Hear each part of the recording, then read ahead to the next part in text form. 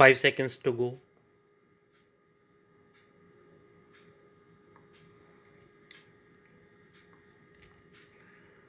Start.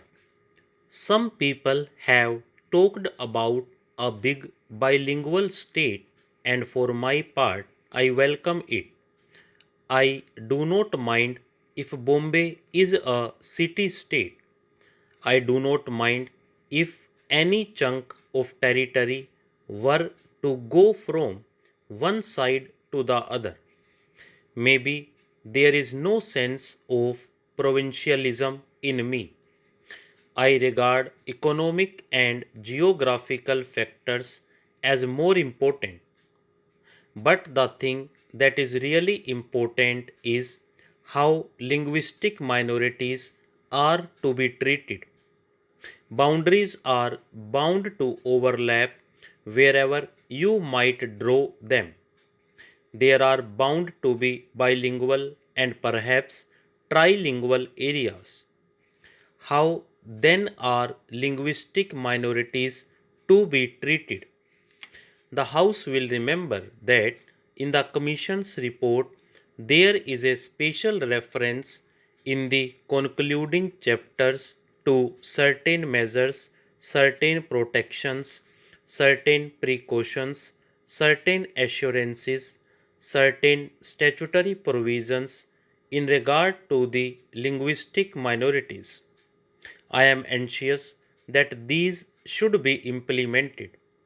Any complaint that people speaking a certain language have not been given protection because they are in a minority must be removed altogether from India, and removed not merely by pious protestations but by active and precise instructions to that effect. All the 14 languages mentioned in our constitution are our national languages, not Hindi only.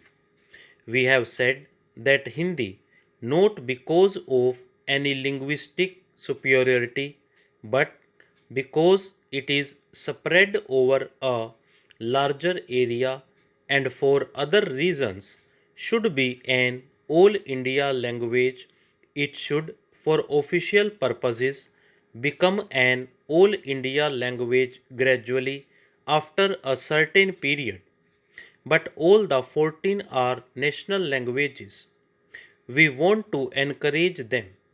The attitude that we can encourage one language by crushing others is completely wrong from the literary or the linguistic point of view. I am convinced that the development of any language in India leads to the development of others. I feel that any kind of application, letter, or petition that is presented to courts can be done in any of the 14 languages of India, and no court should reject it. If that is so about every language in India, it should be so especially in regard to the actual languages spoken in a certain area. They should be given official position in that area in applications and other matters. After all, government issues notices so that they may be understood not with the intention of encouraging or discouraging a language. A notice misunderstood is useless. It is of the utmost importance that in building the future we should develop an all India outlook. The provincial outlook is not going to pay the province, much less India. I may come from Uttar Pradesh, my ancestors might have come from Kashmir, but I consider myself an Indian. I feel that I have inherited every great deed and tradition of India from Cape Comorin to the Himalayas. Sometimes comparisons are made among people of the various provinces. The people of one province are supposed to be brave, yet others are believed to be businessmen, and some others to be entrepreneurs, and so on.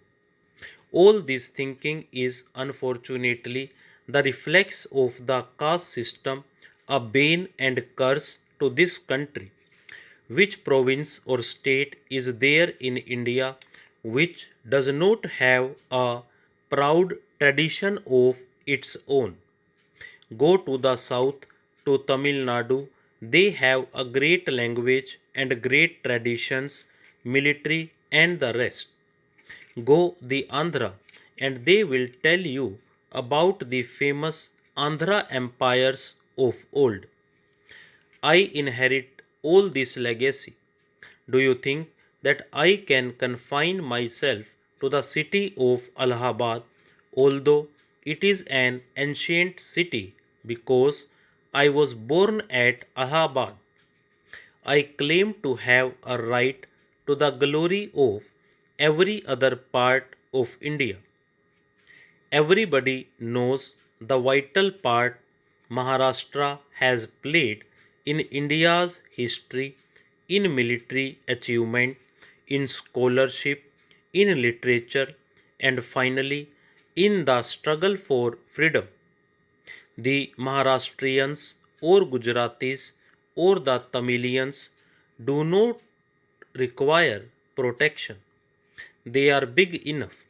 The people who do require protection are our border people. Geography has made India what it is, with the Himalayas and the seas protecting it.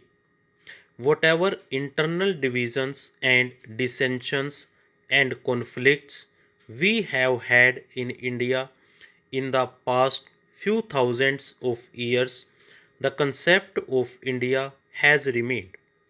The concept of India, Bharat or Hindustan has remained and has kept us mentally together. Such a concept did not perhaps matter so much in the old days, but the concept of unity does matter today when we must be integrated not only politically but emotionally and intellectually. It is painful how, in the last few months, we have displayed not to ourselves alone, but to the world, that we are not integrated in our minds and hearts. Even if it is conceded that the government of India has committed a mistake, it will take time to change matters. You can, of course, change the government of India. You can change the decisions. But remember, above all, that we have to preserve India uninjured in any manner for the future generations. Stop.